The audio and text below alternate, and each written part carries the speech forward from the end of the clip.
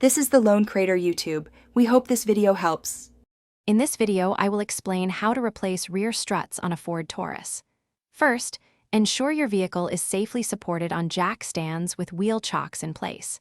Begin by loosening the lug nuts on both rear wheels while the car is still on the ground. Then, raise the vehicle and remove the wheels completely. This initial preparation is crucial for a smooth and safe repair process. Now, let's get those old struts out. Carefully disconnect any brake lines or ABS sensor wires attached to the strut assembly. Next, remove the two large bolts securing the bottom of the strut to the suspension. Finally, access the trunk and unbolt the three nuts holding the top of the strut mount in place.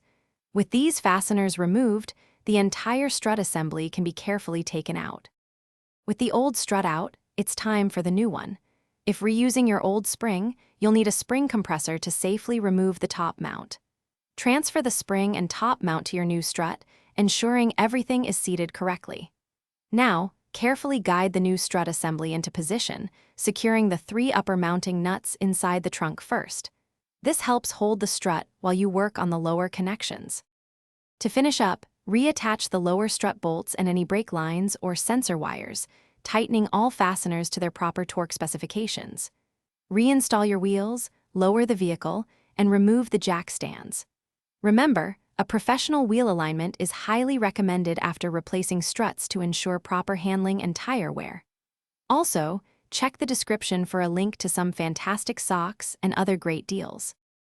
Thanks for watching. Consider subscribing if we helped you.